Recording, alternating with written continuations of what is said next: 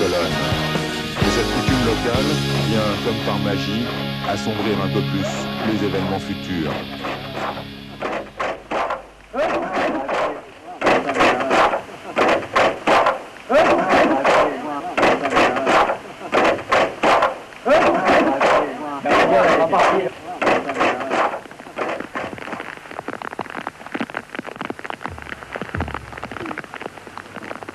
Quel objectif pour cette colonne, animée d'une volonté farouche qui progresse presque d'un même pas?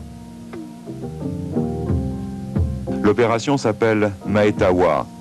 Petit village frontalier avec la Thaïlande, Maetawa est situé sur les bords de la rivière Moi. Ses positions sont réputées imprenables.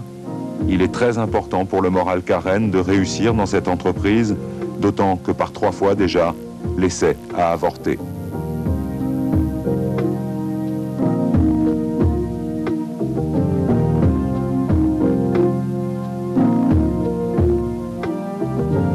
La mission des 500 hommes de la 7e brigade est d'établir un point d'arrêt pour bloquer d'éventuels renforts birmans qui risqueraient de faire une fois de plus capoter l'opération. En face, pour défendre Maetawa, 700 hommes du 76e bataillon birman, perchés sur les pitons, surplombant le village et répartis dans 7 camps fortifiés.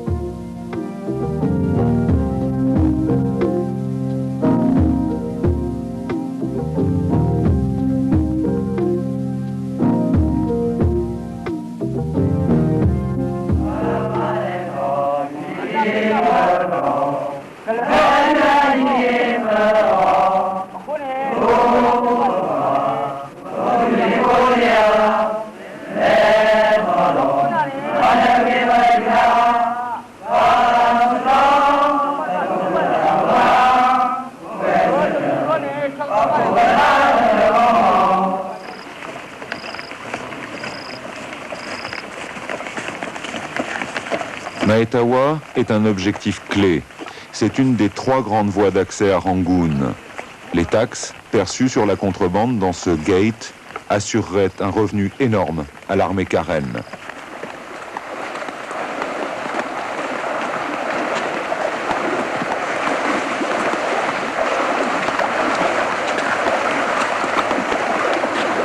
Et puis, du point de vue militaire, ce camp birman situé sur la rivière Moi interdit les communications en bateau entre le quartier général karen de Manapla et les bases de la 6e et 7e brigade situées au sud.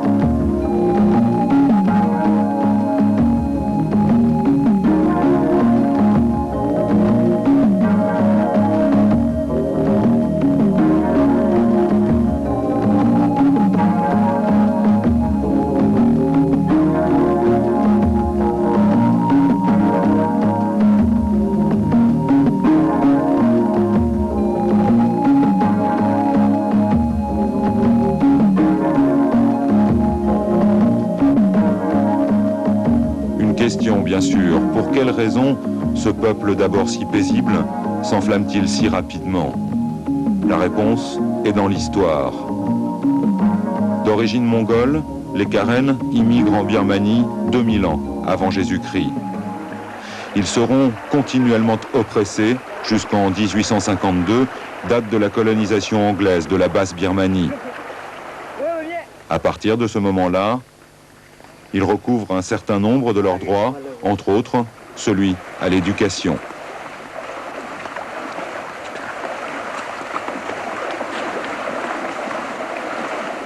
Au cours de la Seconde Guerre mondiale, en 1942, 3000 soldats Karen combattent aux côtés des Anglais l'envahisseur japonais.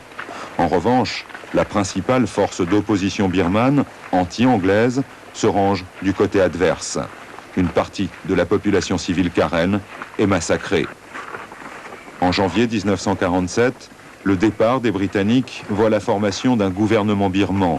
À sa tête, Aung San, considéré comme un modéré. L'Union nationale Karen demande en février de la même année la création d'un État Karen indépendant. Le noyau dur du gouvernement s'empresse de refuser. En juillet 1947, Aung San, renversé par un coup d'État, est exécuté. La population Karen de Rangoon est persécutée. Une organisation de défense, Karen, se crée.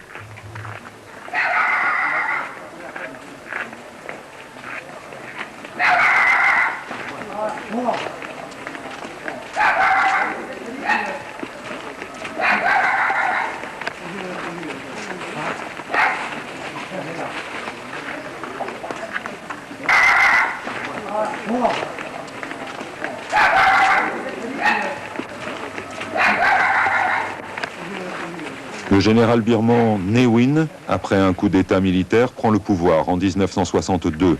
L'armée met alors la main sur l'ensemble du pays. Nationalisation, emprise marxiste, création d'un parti unique, le BSPP, font qu'aucune tentative de réconciliation n'est possible avec les Karen. C'est dans cet esprit que depuis 40 ans, continuellement en guerre, plus d'1 million d'habitants de la Birmanie essaient de survivre au sein de l'État Karen.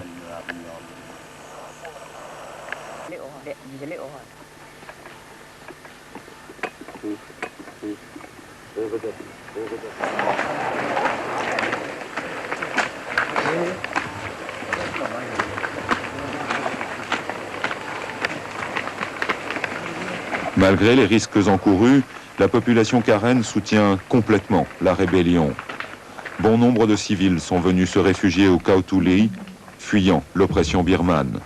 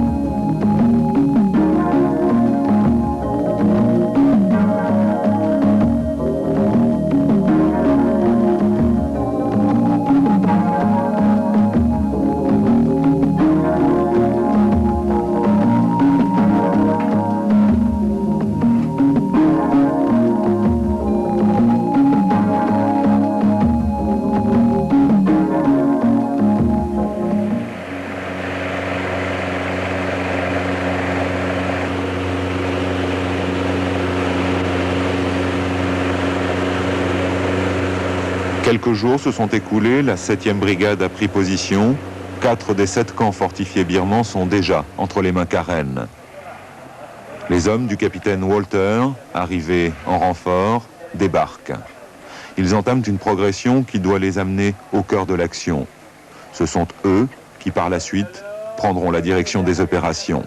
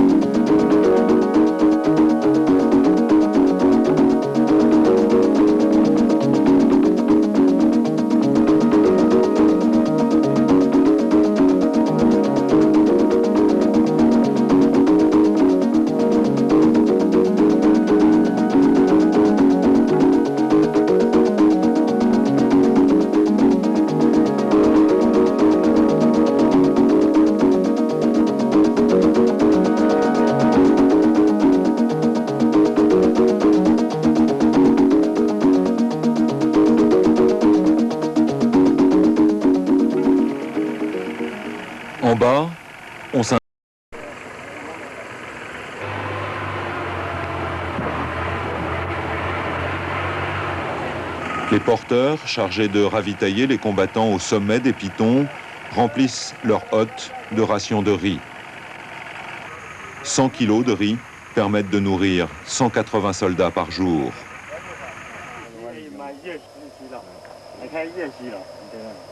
L'opération maintenant est toute proche. Pendant que le capitaine Walter donne ses dernières directives, son bataillon, lui, se prépare à combattre.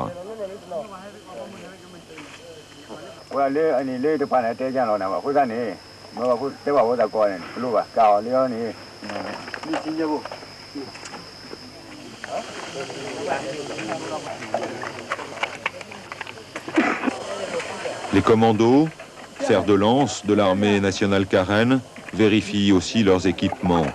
Pendant 6 jours, ce combat va se transformer en guerre de tranchées, avec son inévitable corollaire, des corps à corps qui seront sanglants.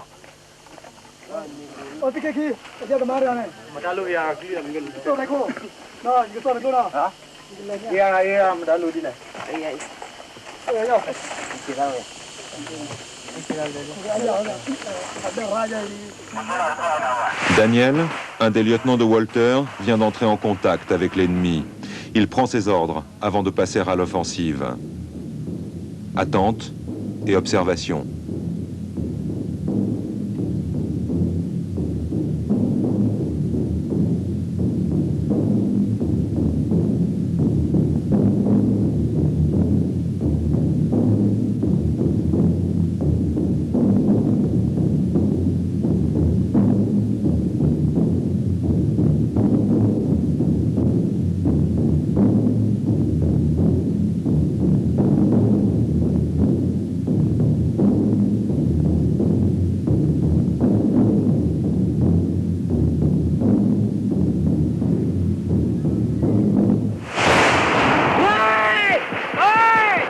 Et c'est parti.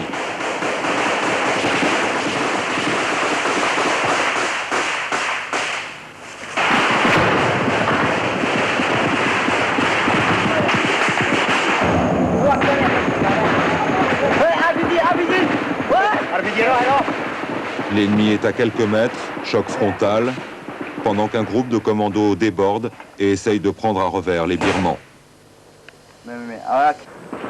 Les appuis, situés à quelques centaines de mètres en arrière, entreprennent un martelage.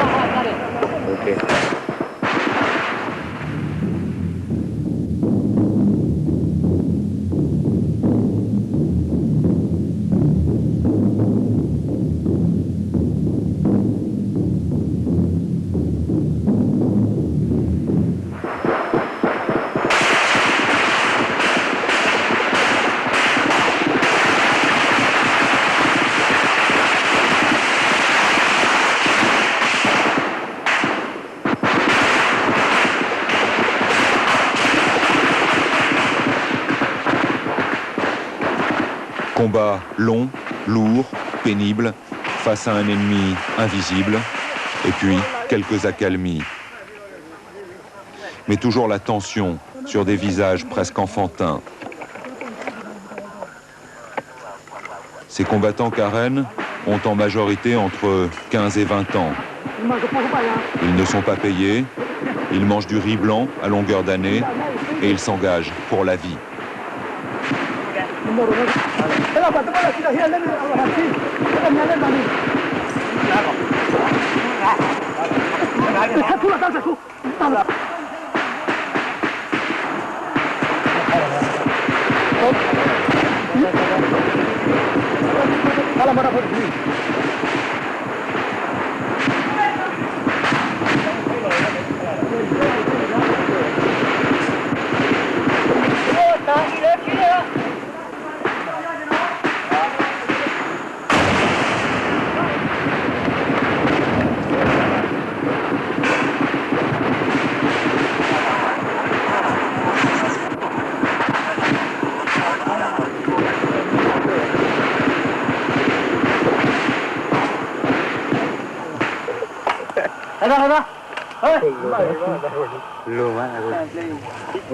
L'armée Karen est parfaitement organisée. Elle compte 15 000 hommes sur un front de 600 km répartis en 7 brigades.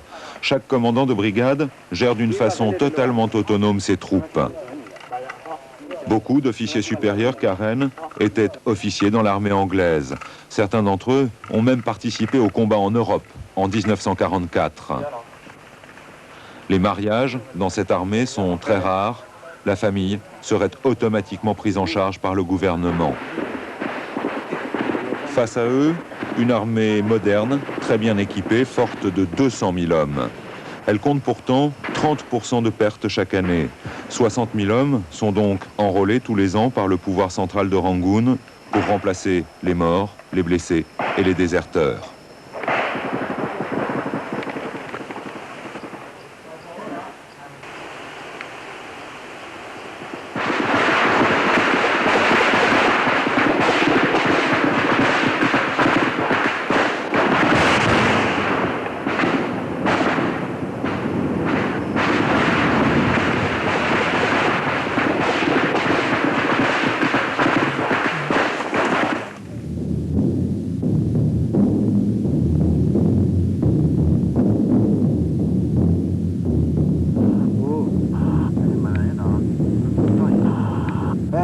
Liaison radio, Daniel reçoit l'ordre de se replier d'une trentaine de mètres pour passer la nuit.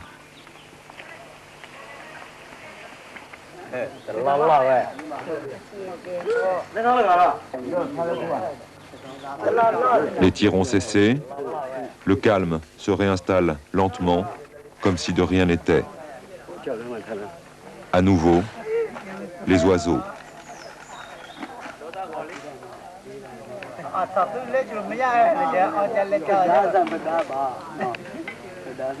Les soldats Karen affichent une décontraction déconcertante. Ils se reconditionnent, les sourires contrastent avec l'omniprésence de la guerre.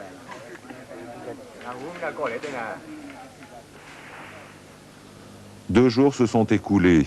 Le 5e piton est tombé, l'assaut sur l'avant-dernière fortification va être donné, les combats vont s'engager sur 2 fronts.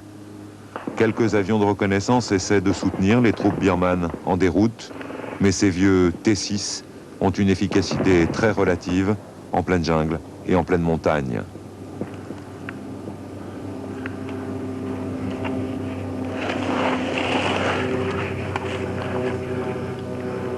La preuve en est que quand ces hommes arriveront au sommet, le piton sera déjà entre les mains Karen.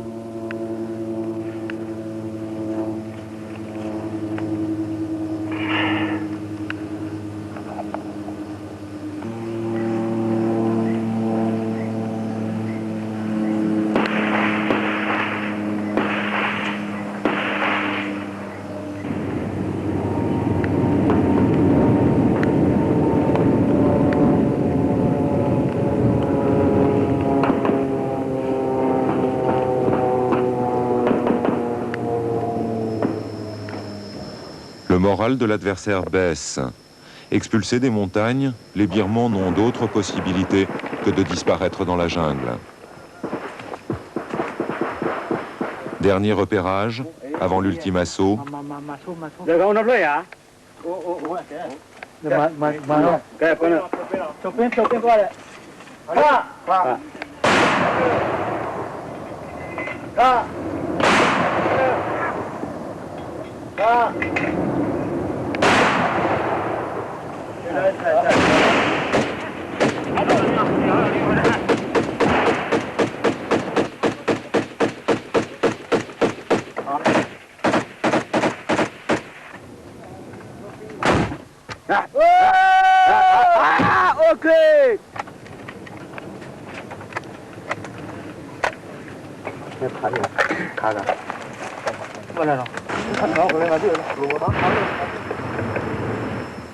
Une partie des commandos déborde sur Metawa pendant que l'assaut sur la dernière fortification se poursuit.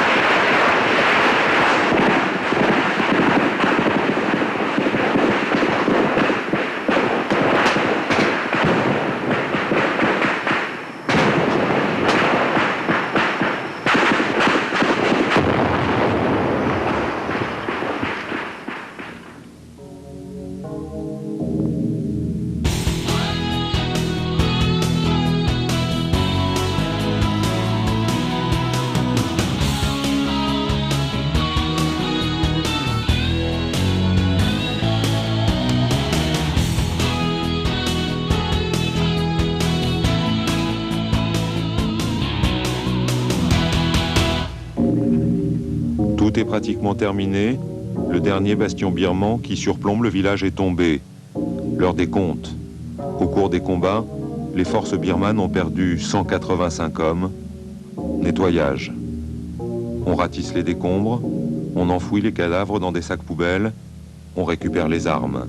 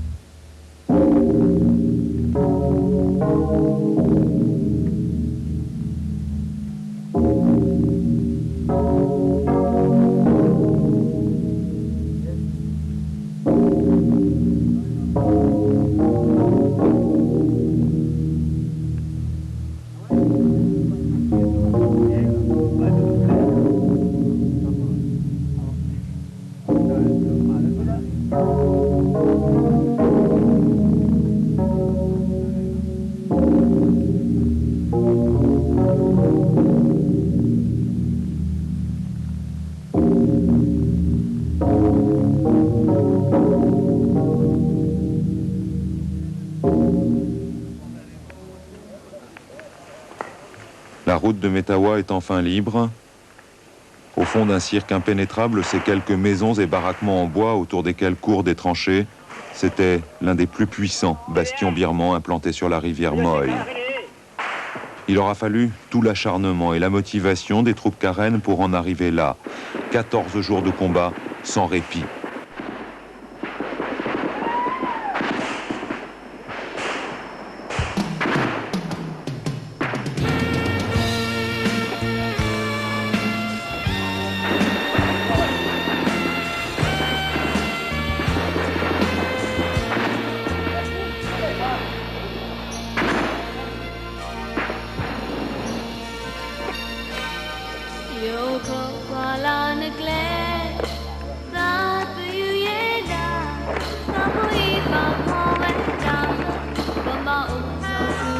La cause est entendue, mais malgré tout, certains Birmans, totalement isolés, s'évertuent à mener un combat sans issue.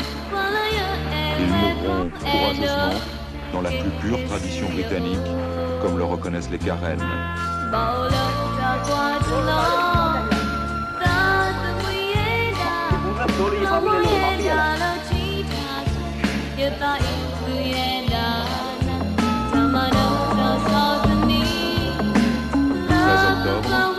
La victoire est totale. Metawa redevient une position Karen. Les autorités, devant le drapeau du 76e bataillon